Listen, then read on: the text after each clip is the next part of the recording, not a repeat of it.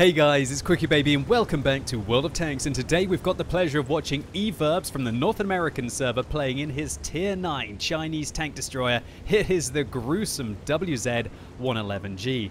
Now, the Chinese tank destroyers have been in the game, at least on the European server, for the last month or so, and they've just been so unpopular. I don't know about you, correct me if I'm wrong, at least this is my impression, but I just don't see many of them in the game, in the matches that I'm playing. Maybe one, maybe two occasionally, and I just don't understand it because it's a whole new tech tree, and you think that everybody was striving out to go and play the brand new tanks that went into the game. And when we compare it to, for example, the last tank destroyer tech tree that went into the game, and that was last Christmas, the Swedish tank destroyers, and when I think that happened, there were probably about 3 or 4 Swedish tanks in every single game that that you've played. It just seems very underwhelming. Now, I wonder if that's because all of these Chinese tanks are kind of knockoffs of Soviet vehicles, and they've kind of got influences from some of the other tech trees as well. Bizarrely enough, some of the American tank destroyers, I feel, the non-turreted ones, perform in a similar fashion to your Chinese tank destroyers. Maybe Wargaming just didn't market the Chinese tank destroyers very well because they were something that went in on the Chinese server, and then at the very last minute Wargaming just decided to throw them into a patch. It just seems rather bizarre for what could have been a real big content release that might have got a lot of players either playing World of Tanks again or back into the game. Now, there's no doubt that the popularity of World of Tanks is dwindling. Now, I'm not the doomsayer. I'm not saying that it's the end of the world. The game still has a very healthy player base. But things like merging East and West on America into one, I think that suggests that maybe it's becoming unfeasible to have two, and I think it was impacting, for example, being able to have ranked, the new ranked gameplay on the American server. If the populations were halved, then maybe it would be even more tricky than to have it all on a single server. And also probably some of the matchmaking, getting into the grand battles, so on and so forth. And so if Wargaming should be doing anything right now, I guess obviously they want to branch out and look for their next smash hit. But with all due respect, they've been doing that for the last couple of years and it hasn't really happened, has it? I think Wargaming really need to focus in, and this Christmas period is going to be a real big deal for Wargaming and for the future of World of Tanks. Last Christmas, I think they did an absolutely fantastic job. 2 new super interesting tech trees going into the game, and they were met with probably, I think World of Tanks had the highest player base that it has had in at least a couple of years, I'd say. And also that fantastic event where Wargaming were giving you discounts on the Swedish tank destroyers if you did certain things in the game, and you didn't, it was perfectly grindable. Sure, you had to put some effort in, but it wasn't kind of something that you had to sell your Christmas soul to the devil to be able to achieve, right? Just surprises me that they didn't do something like that for the Chinese tank destroyers. I think they're really missing out on hitting home with some of their content recently. And you know what? Christmas is coming up. I really hope that they get back on the ball, so to say. I love World of Tanks, and I know you guys do as well. And I really want to see it doing well in the future. Well, again, let me just clarify as I started off. I'm not some kind of doomsayer. I think the game's still doing pretty darn good. I just think that, you know, these Chinese tank destroyers are, we can definitely draw something from it. And I'd like to ask you guys, why are you just not interested in the Chinese tank destroyers? Is it because they're Chinese? Is that basically asking if my subscriber base is racist? No, I don't think so. Maybe you're just not connected to Chinese tanks. Is it because they're not really based on real life vehicles? Is it that they're kind of knockoffs of the playstyle of tanks that are already in the game? Why do you think the Chinese tank destroyers have been unsuccessful? So, what is the WZ-111G and why is it special at Tier 9? Well, this vehicle, very similar to an Object 704 / a T-95. It's a bit faster than a T-95, and while it does have thick armor, it doesn't quite have that fantastic T-95 low profile and that 300mm of frontal armor. However, it's still got about 200, 250 on the upper plate. You can get about 240mm of effective armor all around the upper hull, but just watch out because the lower plate is a disaster. One thing that's also really great about this tank is the mantlet. It just absorbs. This is kind of like a Tier 9 ISU 152, right? Yeah. But what else is special about the tank? Well, there is one key thing that is really cool about this vehicle. As Everbs just... Oh, I would have frustrated the hell out of me. That Primo Victoria on the enemy team just embraced the inner Neo and was dodging those shells, right? But the main special thing about this tank is that it gets a tier 10 tank destroyer gun at tier 9. Now, if you're familiar with the Object 704, you'll know that it has a BL-10, the same BL-10 that used to be on the ISU-152, but since they've removed that from the ISU-152, it feels a little bit more special at tier 9. Now, it has, 286mm pen, which is decent, but it doesn't have fantastic premium ammunition, and it doesn't have fantastic high explosive rounds like the WZ-111-1G has. Just take a look at this. Did I call it the WZ-111-1G? No, it's just the 111G. Apologies for that. Take a look at the premium rounds on this tank. They're the same as on the Object 268, even though this is a tier 9 vehicle. And goodbye, T100LT. 395mm of heat pen. That makes this vehicle exceptionally good at taking on the super heavy tanks, even when you're in a bad matchup like this. For example, that Jagdpanzer 100 on the enemy team will be quaking in his boots when the WZ-111G fires at him. But, he wouldn't probably be quaking too much if an Object 704 loaded APCR rounds and had, I guess, 329mm of pen against him. And also the high explosive rounds. This is something that not a lot of people appreciate about tier 10 tank destroyers. Look at this, 90mm of penetration, 1,100 damage on average if you manage to penetrate the HE shells.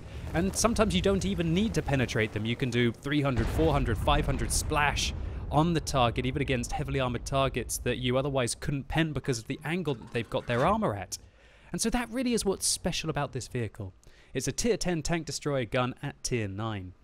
And nothing else, really. I guess it's got good frontal armor.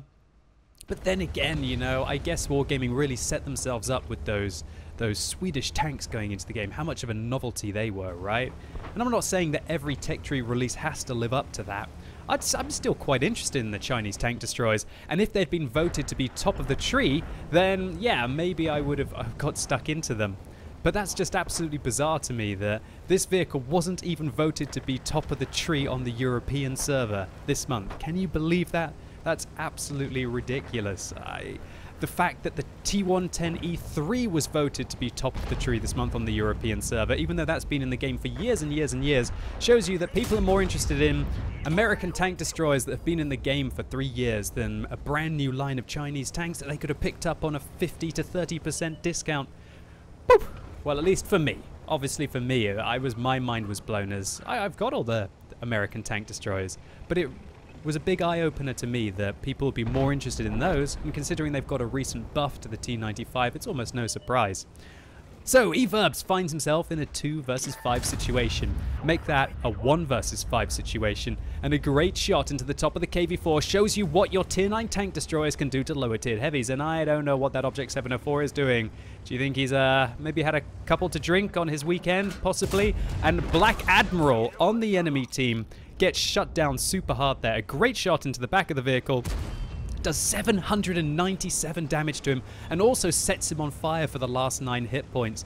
And that means that now eVerbs is in it with a chance against this KV-4. If that 704 had turned around with his hit points, he probably wouldn't have been able to take him down. And eVerbs tries to ram the KV-4 to death that he left on 27 hit points, but he doesn't manage to do any damage to the tier 8 Soviet heavy tank. In fact, he just takes some damage himself. He lost 85 hit points there. But luckily, with a bounce off the upper hull, as you would expect, nearly 230mm of penetration, unable to go through this vehicle's upper plate there. But the artillery are really giving it to him from behind here. Oh dear, don't tell the vicar. 430 damage there from the GW Tiger, and a little bit more splash from the GWE 100. Those artillery trying to make the difference in this game and stop eVerbs. Well, at least his contention here for the one that everybody wants, the Kolobanov's medal for standing alone against 5. Now, eVerbs had a dead driver since he pretty much rammed that KV-4. Maybe that was one of the reasons why he couldn't pick up the speed to be able to remove the remaining 27 hit points off the KV-4. Didn't quite work out for him, though. But then again, the KV-4, one of the heaviest vehicles in the game. But oh my word, we don't have time to worry about the KV-4 right now, because a VK100-01 steps up and he's got a good old slab of hit points left, 1,000. Well, make that now 500, gosh, as eVerbs removes half of it. The VK also bounces a premium APCR round off the front of eVerbs' tank, and so that allowed eVerbs to reload with his 2,500 DPM on this vehicle, 3 1/3 rounds a minute, rate of fire.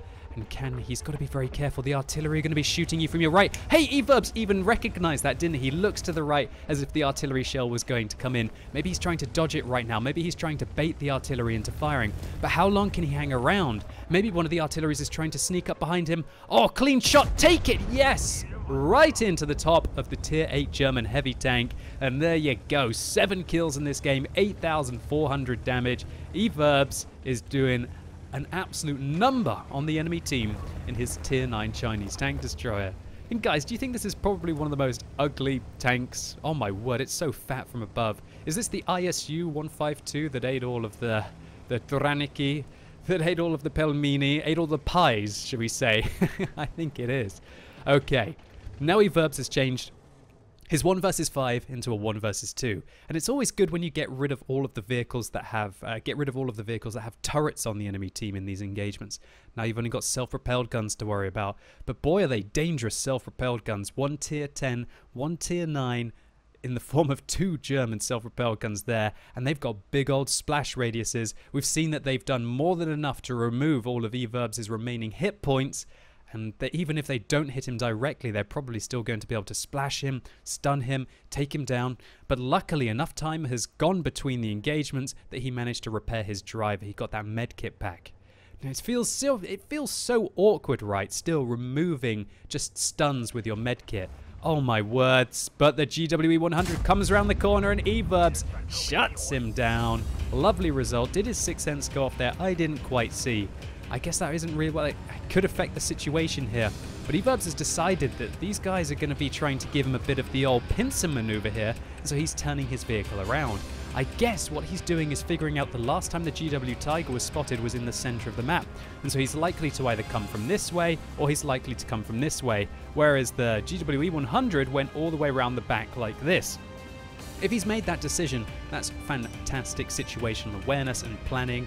And he has to use that all if he wants to try and find the remaining self-propelled gun with 2 minutes and 40 seconds left on this game. I don't think he's going to be able to get to the cap circle, this vehicle. Not very fast, but he doesn't have to worry about the cap circle because he's right in front of him. The GW Tiger whiffs a shell over the ridge, and that has to be one of the most satisfying things to feel when you're in this situation. GW Tiger gives up 500 damage to his face, 9 kills in this game and 9,500 damage. What a carry. So unsurprisingly, eVerbs picks up an ace tanker for his 1,861 base experience points. That's fantastic for a tier 9 vehicle. He gets the one that everybody wants, the Kolobanov's medal for standing alone against at least 5s, a Radley Walters medal for his 9 kills, a Pascucci's medal for killing those self-propelled guns, a high caliber for 9,495 damage dealt, 4.5 times what anyone else on his team was able to achieve, including some of the tier 10 tanks here. And while he did fire a few premium rounds here and resupplied some premium consumables, not on discount, you should definitely pre-purchase them if you can, he still makes 33,000 credits profit. So eVerbs, what a round, congratulations to you, and thanks for showing what the high-tier Chinese tank destroyers are capable of. And I also found out that eVerbs used to make World of Tanks videos a year and a half ago, so I'm gonna give him his first like. And if you want to check out his channel, I'll put a link in the comments down below. And so hopefully you all enjoyed this video. If you did, give it a thumbs up, I'd really appreciate it. And let me know in the comments what you thought about my discussion about the popularity of World of Tanks and how Wargaming are handling the release of new content, and especially the Chinese tank destroyers. And do you think Wargaming have got an ace up their sleeve for this Christmas time? And as always, thank you so much for watching. You've been epic, and hopefully I'll see you soon.